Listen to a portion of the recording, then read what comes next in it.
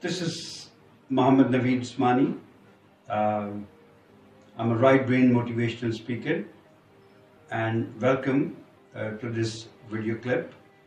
The topic of this clip is rising depression amongst students, which usually comes about when the pressures of education, exams start to catch up on them. There are four lessons I've learned from four people regarding this kind of thing and how to cope with it, how to manage it. The first one is a person who is a millionaire, definitely. He's a motivational and inspirational speaker, and he goes around the world, travels a lot, very happily married, 4 children, loves to swim, and loves to ride a boat even. Let me introduce you to him. Now, you've seen who he is. His name is Vujicic. Amazing guy. 2 lessons that I learned from him. One of them is the first one is thankfulness. He has a lot to thank God for, despite his condition. He does not have any limbs, but the man is a winner. And he says that thank God for everything that you've got. The second lesson from him is fall 7 times, stand up 8. And he's proven it. His life is an embodiment of it. My second lesson comes from John Wooden, the legendary basketball coach, who said, and always believed in it and always practiced, for going after succeeding and not winning. He says, winning means a grade A or B is for my kid and C is for the neighbor's kid. And succeeding means preparing to the best of your ability, your capability, and delivering it, and then celebrating if you got the desired success, and learning lessons if you haven't achieved what you set out to achieve. Course correcting yourself and continuing and trying harder and smarter the next time. Go for self-satisfaction. That is really the message that John Wooden tried to give us. And this is the man that I've got to believe in, because he won 10 out of 12 basketball championships for UCLA, University of California, Los Angeles. And he won, after winning 10 of them, he actually won 7 consecutive victories. My third lesson comes from Stephen R. Covey. Stephen R. Covey told us that we human beings usually live in 2 circles. One is circle of concern, and the other one is circle of influence. In circle of influence, there are things like weather, political situation, economic situation that we have no control over. We cannot directly influence it. So what we gotta do then?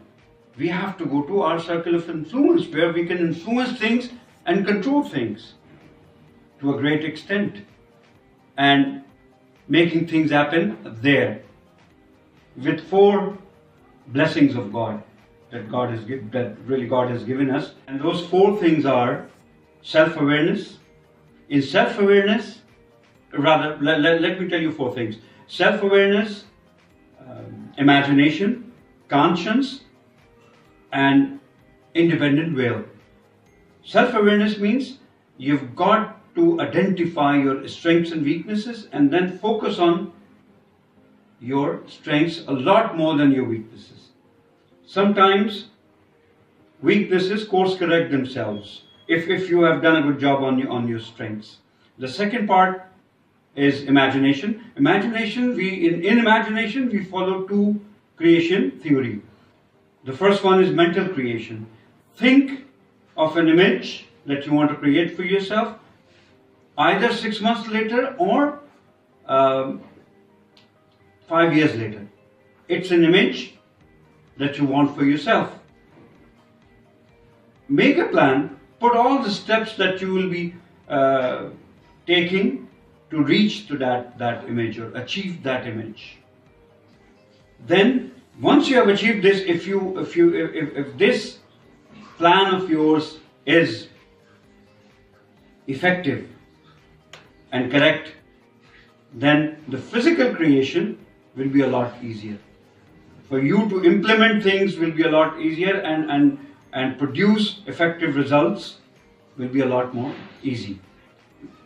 Okay, then third one is conscience.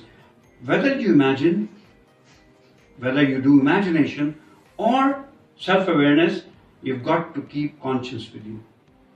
Conscience will ensure the purity and sanctity of your success.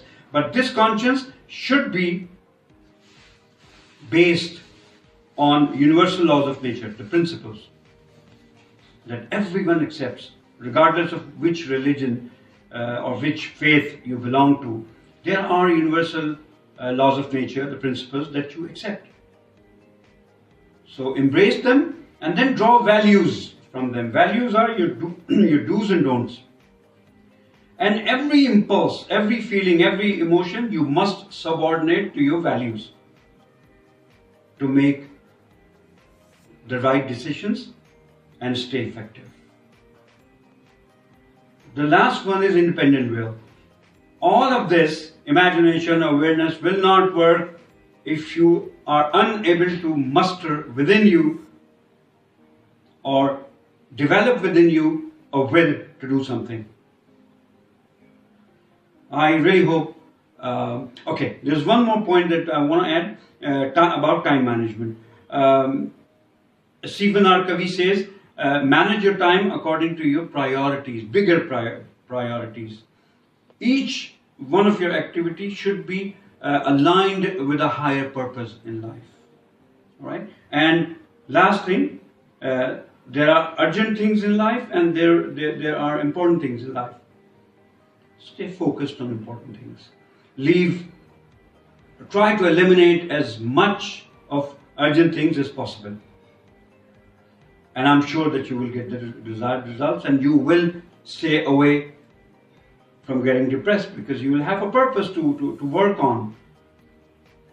I really hope that you could gain something from this clip. Till next time, thank you so much.